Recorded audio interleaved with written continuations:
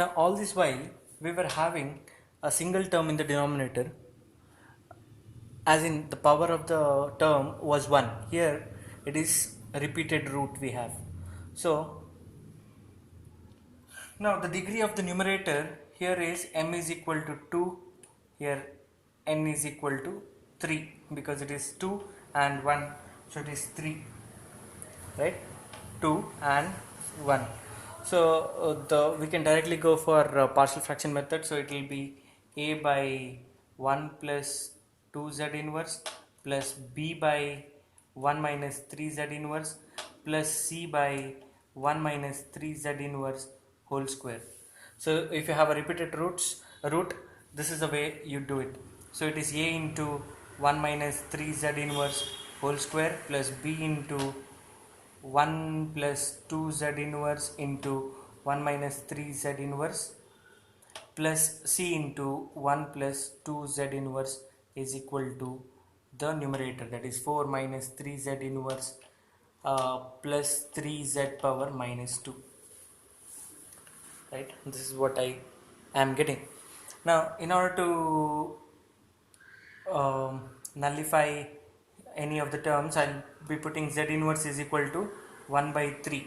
So if I put z inverse is equal to 1 by 3, 3 gets cancelled, 1 minus 1 0. Here also it will be 0, here it will not be 0. So c into 1 plus 2 by 3 is equal to, it is 4 minus 3 by 3, that is 1, plus 3 into z inverse square, so 1 by 9.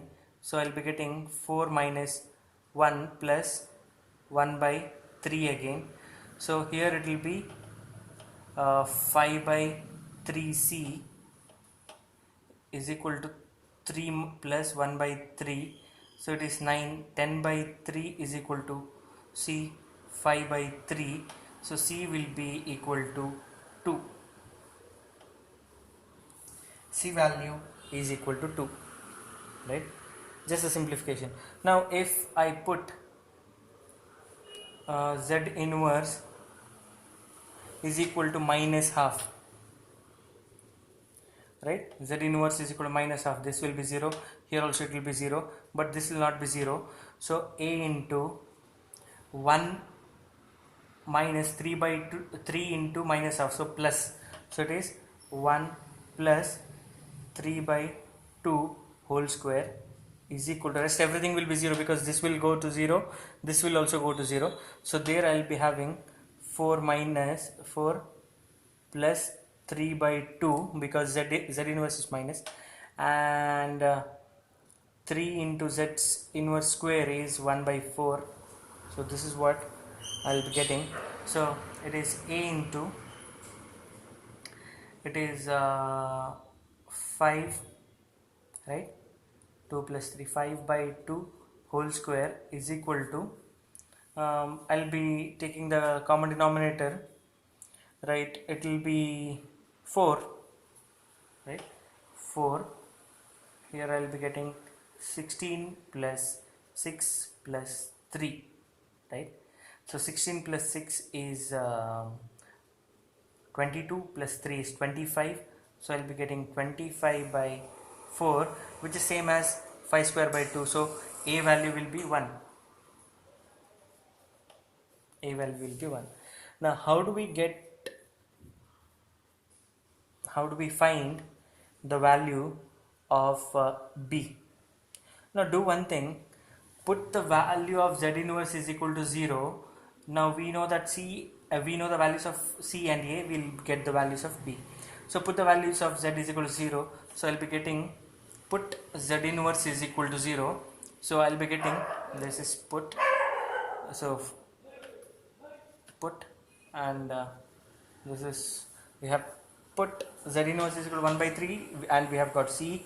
Z inverse is equal to minus half, and I have got a. Z inverse is equal to 0.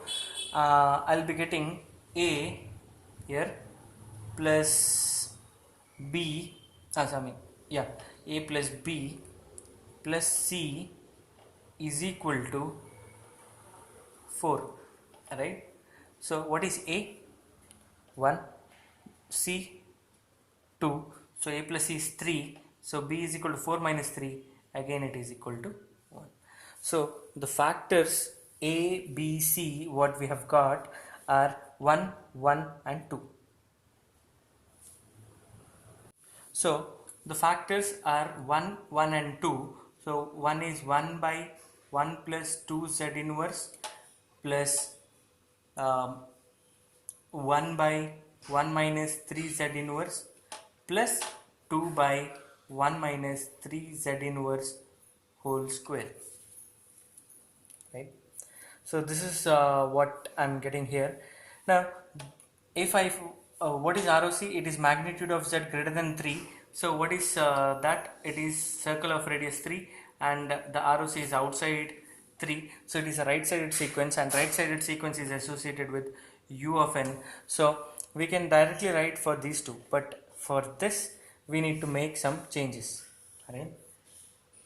So how can I write this one here? It is minus 2 power n u of n, because it is alpha power n u of n z transform is 1 by 1 minus alpha z inverse. Instead of minus I have plus, so it will become minus here.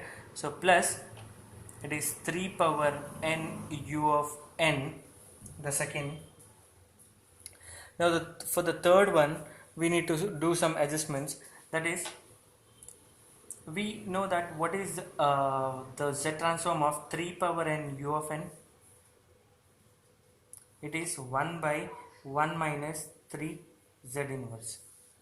What is the z transform of n into 3 power n u of n?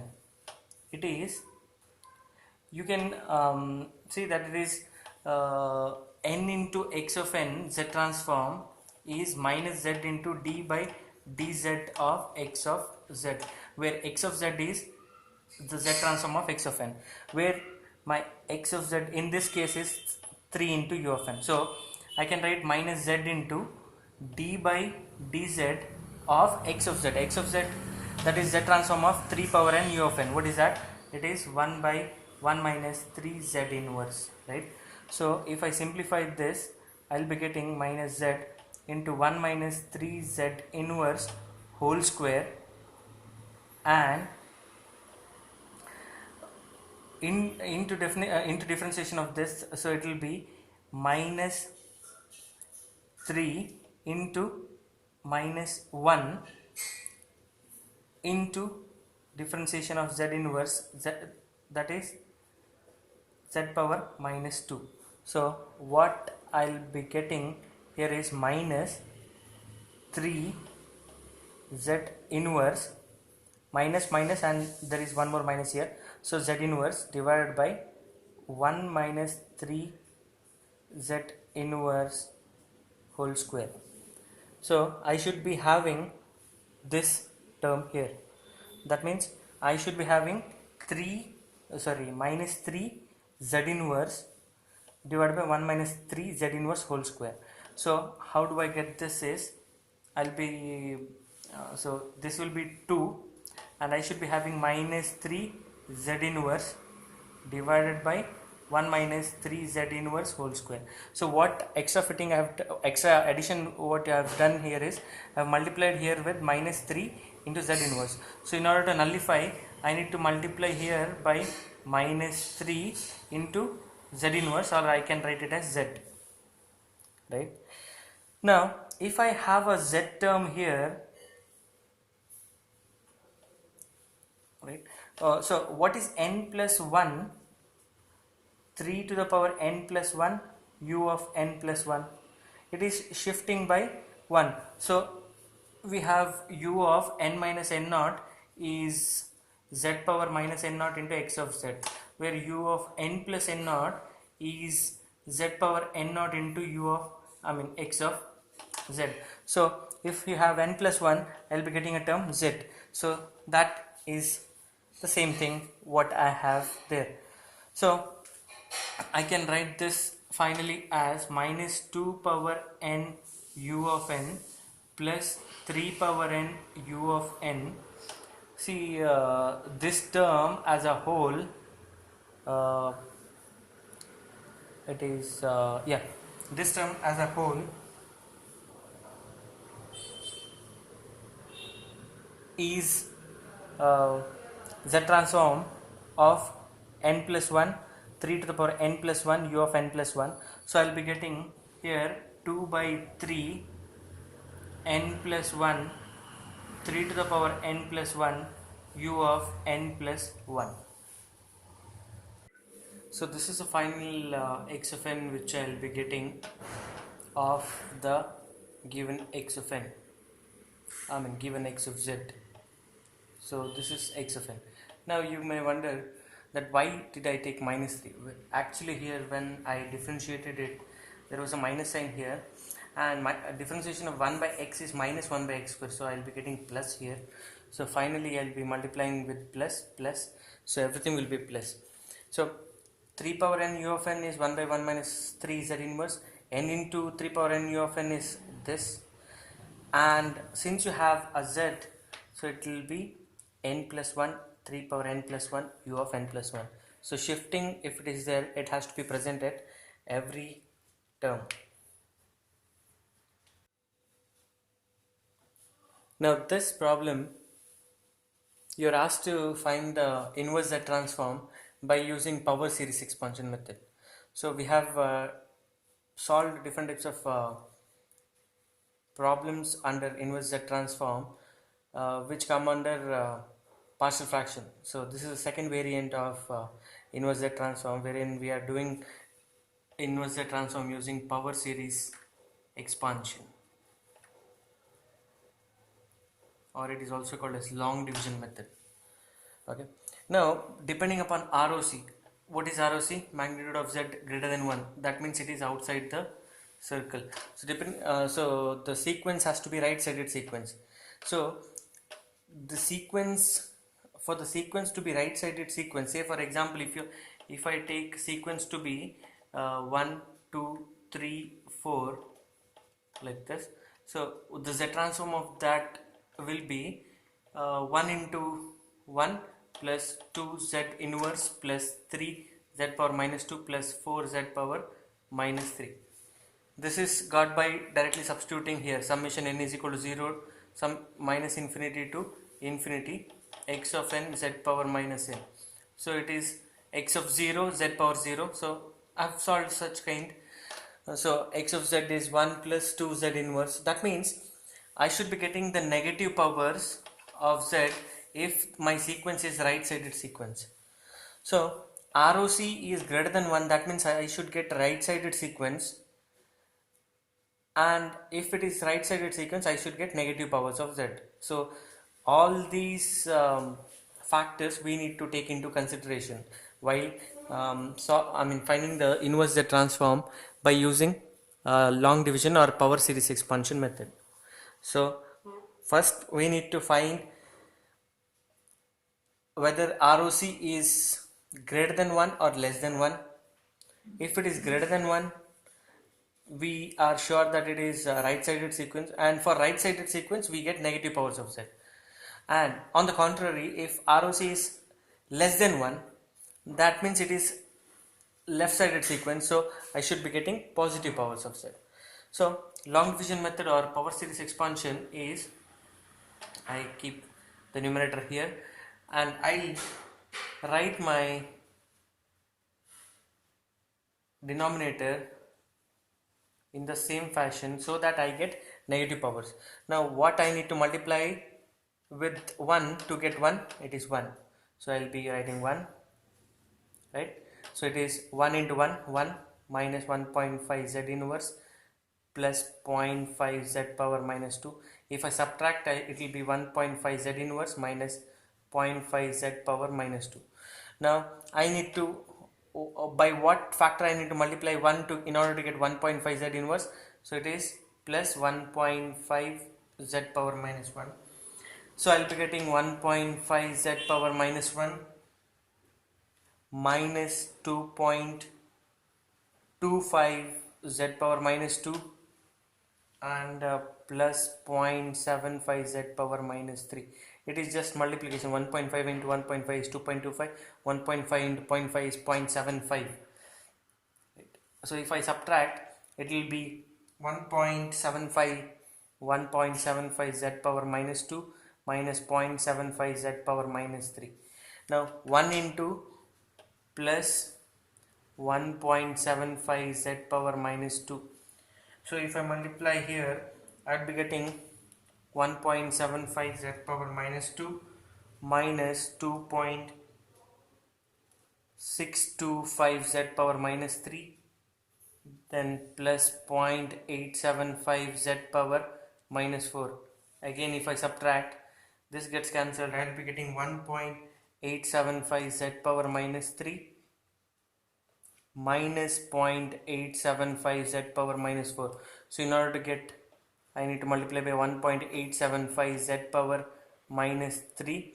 So 1.875 z power minus 3, then minus 2.8125 z power minus 4 and 0.9375 z power minus 5. And if we subtract this further, I'll be getting 1.9375 z power minus 4 minus 0.9375 z power minus 5. So again it will be 1.9375 z power minus 4. So what I've got here is, I've got the terms which are having negative powers of z, and that is nothing but my right-sided sequence. So my x of n is 1, 1.5, 1.75, 1.875, 1.9375 and so on. So where n is equal to 0 is located here. So this is a case when magnitude of z is greater than 1. That means we wanted a right-sided sequence. Now same problem if you are given with magnitude of z less than 0.5, then what would be the procedure which you will be following? Now the ROC is 0.5, magnitude of z less than 0.5. So for this, what is the meaning of ROC being less than 0.5? It is inner to the circle. Then we know that from this, we know that it is a left-sided sequence. Left side for a left-sided sequence, say 2, 3, 1, 2. So if n is equal to 0 is here, this n is equal to minus 1, minus 2, minus 3. So it is 2z power 3 plus 3z power 2 plus 1z power 1 plus 2. So what is the bottom line here? As in the previous case, since the ROC was right-sided, the ROC was greater than 1, it is right-sided sequence, so negative powers of z were there. Here I will be having positive powers. So how do I get positive powers? Just shift this here, 0.5 z power minus 2 minus 1.5 z power minus 1 plus 1. So in order to get 1, I need to multiply this by 2 z square, right? 2 into z square is 1.5 is half into 2 is 1, z square into z power minus 2 is 1. So I will be getting 1 minus 3z plus 2z square.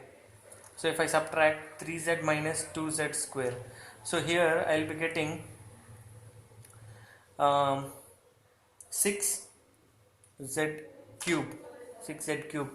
So 6z cube is 3z minus 9z square plus 6z cube. So if I subtract, I'll be getting 7z square minus 6z cube. Here it will be 14z power 4.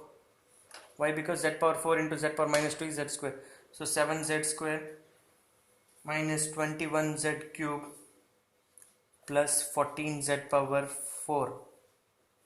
Again if I subtract, it will be 15z cube minus 14z power 4 So the term here will be 30z power 5 and so on. So the terms what I get as a quotient is the sequence. So the sequence would be starting from here 30, there are infinite terms 30, 14, 6, 2, right, 0, 0, 0, 0, and that is it, because this is z power 2, this is z power 1, this is z power 0, so this is n is equal to 0, n is equal to minus 1, minus 2, minus 3, minus 4, minus 5. So it is a left sided sequence, so it takes, because you get positive powers of z and it is towards left of n is equal to 0. So this is a procedure which is used to get the negative left sided sequence when x of z is given and even ROC is mentioned to be less than 0.5. Now x of z is given to be cos 2z. Now, and ROC is specified to be left sided sequence, it is magnitude of z less than infinity. So we have cos theta expansion, the series expansion is 1 minus theta square divided by 2 factorial plus theta power 4 divided by 4 factorial minus theta power 6 divided by 6 factorial plus, that means this is the series expansion of cos theta which I'll be getting. Now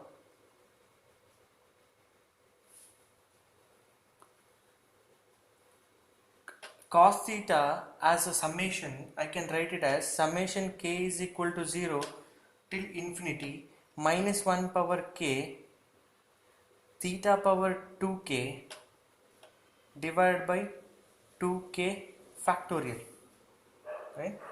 So I can because minus 1 power k, because there are alternative plus and minus signs, theta power 2k because when k is equal to 0 it is theta power 0 is 1, when k is equal to 1 it is theta power 2 divided by 2 factorial, when k is equal to 2 it is theta power 4 with a positive sign.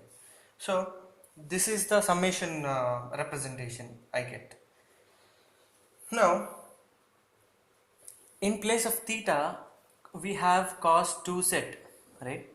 So I can write k is equal to 0 to infinity minus 1 power k, theta is 2z power 2k divided by 2k factorial. So it will be summation k is equal to 0 to infinity minus 1 power k 2 power 2k into z power 2k divided by 2k factorial. So I can take 2 power 2k as 4 power k and multiplied by minus 1, so it will be k is equal to 0 to infinity minus 4 power k z power 2k divided by 2k factorial. So now we can take the inverse z transform, it will be equal to summation k is equal to 0 to infinity minus 4 power k, z power 2k can be, see this can be 2k factorial, z power 2k, its inverse z transform is delta of n plus 2k. So this is my x of n, that is inverse z transform of x of z. See what we have done here is cos theta, I have written it as a series expansion, and I have summed it up from 0 to infinity as minus 1 power k theta power 2k divided by 2k, because 2k factorial, because if you substitute the values of k you will get alternative positive and negative sign, and theta having values of even values, so it will be 2k and same factor should come in the denominator as well. So substitute theta with 2z, I'll be getting 2 power 2k, 2 power 2k is 4 power k, I have taken it out, even the summation. Only thing which is which is having z is z power 2k.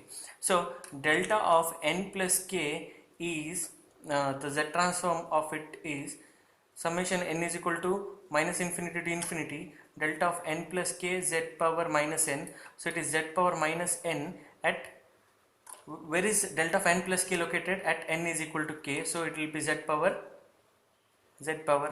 plus k. So it is located at n is equal to minus k, so I get z power k. So it is delta of n plus k. So here z power 2k, if I have z power k, it is delta of n plus k. If I have z power 2k, it is n plus 2k. So I have solved 7 problems under inverse z transform header. Hope this will be helpful for you. Thank you for watching.